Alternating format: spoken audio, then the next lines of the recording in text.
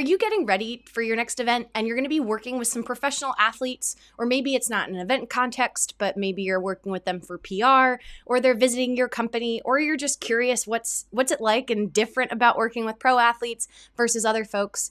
Well, I work a number of international sporting events where I come into very close contact with different athletes, and I have 4 tried and true tips that I have for you about how to make that interaction as positive as possible and make both you and the athlete comfortable in that exchange.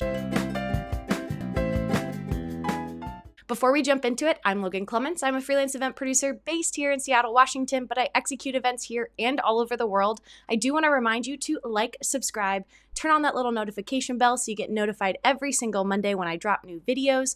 I'm also the co-host of the Better Events podcast with fellow event pro Mary Davidson.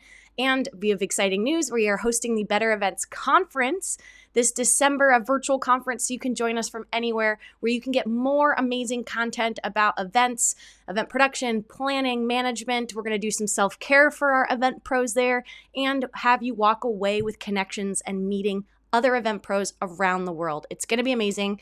Grab your ticket. I'll link it down below for you to join us. So one of the things I love about working events is all the different kinds of people you come in contact with.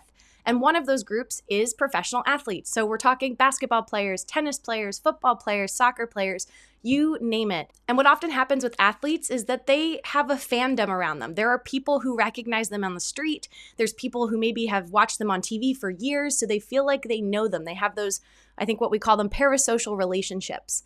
And so it's going to be really hard sometimes to act as a professional when you're around an athlete versus maybe a CEO or someone else who maybe doesn't have such a big online TV presence. But regardless if you're a fan and you recognize them or not, I still think you need to treat them the same way. So my first tip for you, if you're working with a professional athlete at your event, is to learn their name and what they look like.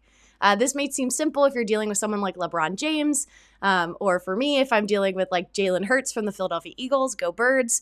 I already know what they look like. I know how to say their name, but you're human. You might not know them all. I did a tennis event earlier this year where I'm not going to know all, 65 players. And so for me, it was really helpful to make a face sheet, and I'll have a video all about that where I actually show you what I do.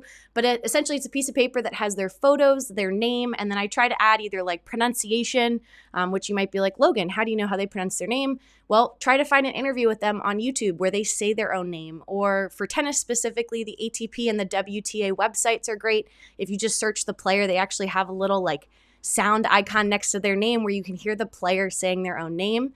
But making sure I have kind of a cheat sheet so I don't have to memorize it, but it just gives me something quickly I can glance at. And you might be like, why do you need to know what they look like and how to say their name? Well, for anyone, no matter if you're a pro athlete or just a human, it feels really good for someone to recognize you and say your name correctly. So you don't have to say, oh, yes, I know you are Jessica. It could just be more, hi, Jessica, how's your day going? So you just kind of can work it into your conversations, and knowing that is going to help you out so much. My next point would be to treat the players with respect, but also just like everyone else. And so don't act all buddy-buddy. You're not their best friend, but know that maybe you feel like you know them because you've watched them on TV or you've watched their social media, but they don't know you. You're a stranger. And so I always would say treat them like you would to anyone you're respecting who is a new person in your life. And then just kind of don't make a big deal out of the fact that they're a big athlete or fawn over them. That's not really going to get you anywhere, especially like the job I was in. I was player services, so I was helping them get in cars, get their airport pickups and drop off information, where if I'm fangirling out about something that they posted and telling them about that, that's not going to help me do my job, and that's not going to make them feel comfortable. And my next point would be to follow the player's lead on small talk and conversation.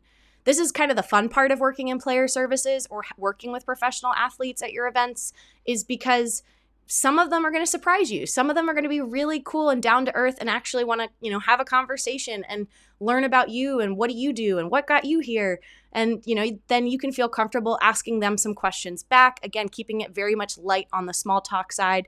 But you'll also have some players who are pretty introverted, just like regular humans, extroverts and introverts, who aren't going to want to ask you anything, and they're just going to get the information they need and they leave.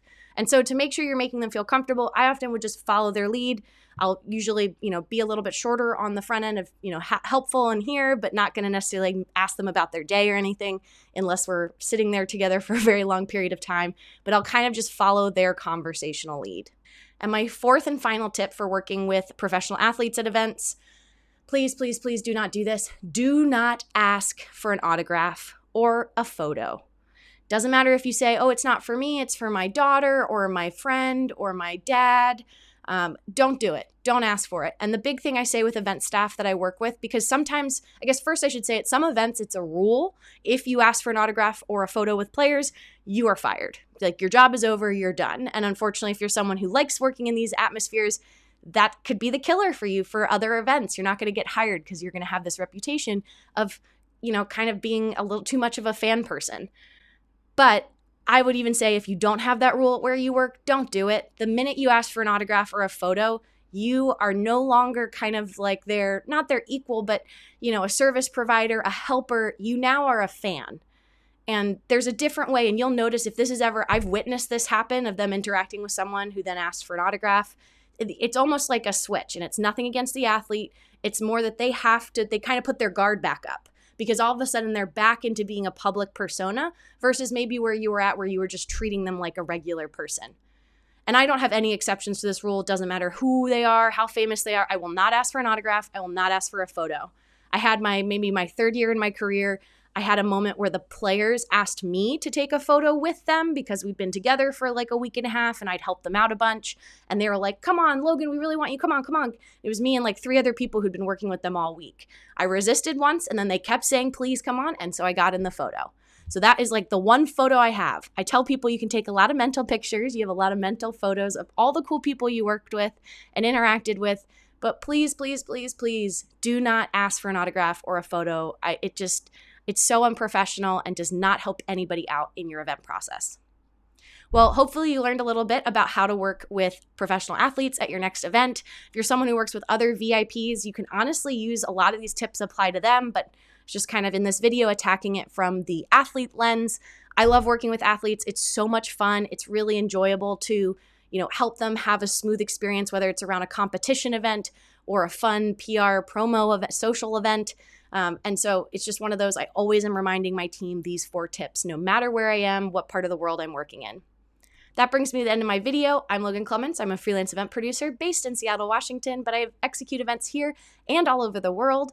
I do more events about event production, event management, event planning, running your own business, a few tips about working in China, and hope you go check them out, and I'll see you in my next video. Bye.